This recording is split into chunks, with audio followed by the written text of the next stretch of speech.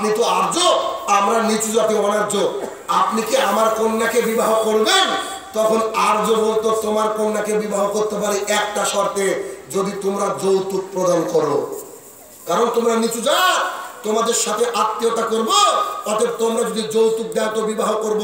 এবার এই উঁচু বংশে বিয়ে দেওয়ার জন্য লাখ লাখ টাকা যৌতুক দিত, আর আর্যরা তখন 100, 200, 300 পর্যন্ত বিয়ে করতো।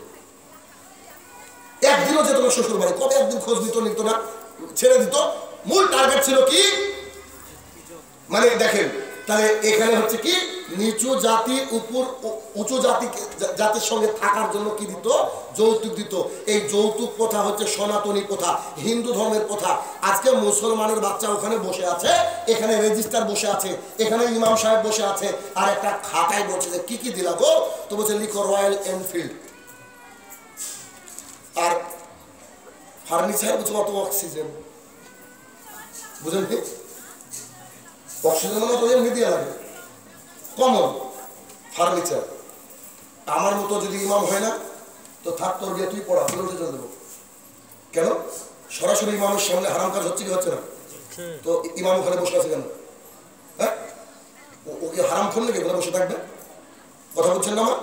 যেখানে হারাম কাজ হবে সেখানে বসে থাকো হারাম, সঙ্গে সঙ্গে উঠে চলে যেতে হবে। দেখি তোর বাপরে বেড়া আছে। এই জন্য আমাকে যারা বিয়ে করাতে ডাকে তাকে বলে যে ভাই পুলিশ রেডি করবেন, আনলেস আপনি শক্ত থাকবেন। কেন? আমি গ্যারান্টি ও ঝামেলা হবেই, কারণ আমাদের সমাজ যে কালচার আছে এরা মনে করে এটাই ধর্ম, এটা ধর্ম নয়, এটা ভুল কথা। তাহলে কি বিবাহ দিতে গেলে একটা মূল ফান্ডা জেনে রাখুন, বিবাহ দিতে গেলে মেয়ের বাবার 1 আনা খরচ হবে না। কি হবে? বলেন বলেন, 1 আনা খরচ হবে না, 1 পয়সা খরচ হবে না মেয়ের বাবার। যত খসবে কার? ছেলের বাবা। গোটা কুমিরপুর কেন, গোটা হরিশ্চন্দ্রপুরকে খাওয়া ওর বাবা রাজস্থান থেকে উঠে এনে, এটা জায়েজ। মেয়ের বাড়িতে খাওয়া যাবে না। কথা বুঝছেন আমার? আসেন 2 নম্বর পয়েন্ট, যৌতুক দেওয়া হারাম, জায়েজ নয়, চলবে না।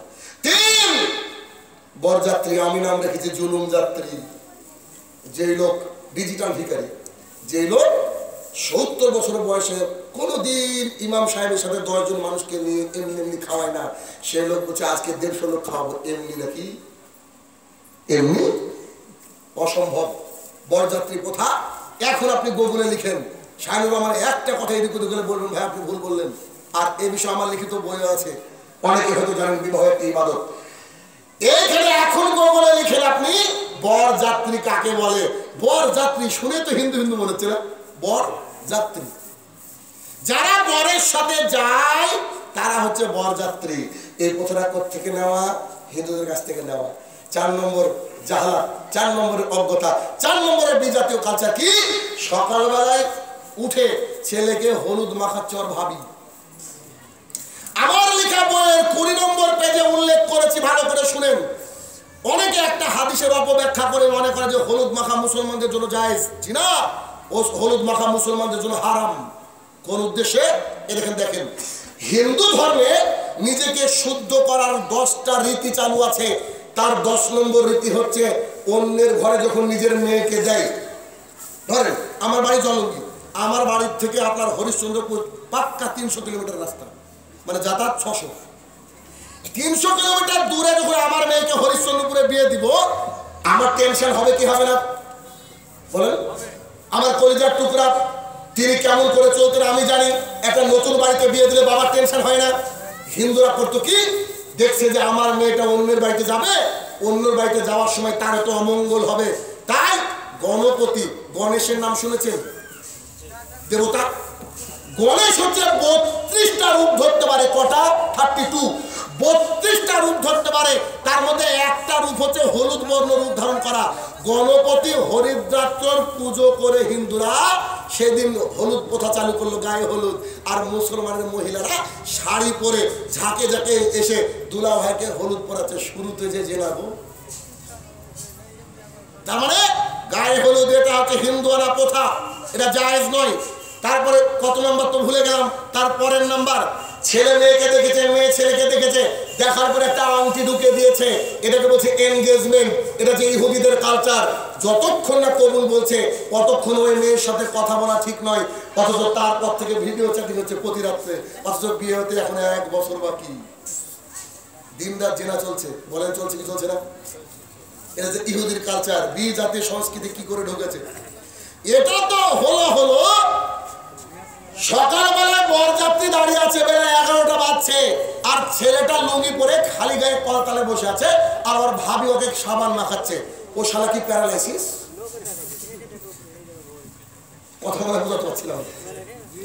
প্রতিদিন একা একা গা ধয়, আজকে ওর ভাবিকে গা ঢেলে দিতে হবে। তো যদি প্যারালাইসিস হয় তো আজকে রাতে তো ফরজ গোসল করতে হবে। তোকে ফরজ গোসল শিখানো কে? ভাবি যদি আমার গায়ে হাত দেয় জিনা হবে না? কি বলেন, জিনা হবে না? রাসূল সাল্লাল্লাহু আলাইহি ওয়াসাল্লাম বলছে দেবর দেবর দেবর কি বলছে? মৃত্যু সমতুল্য, মৃত্যু।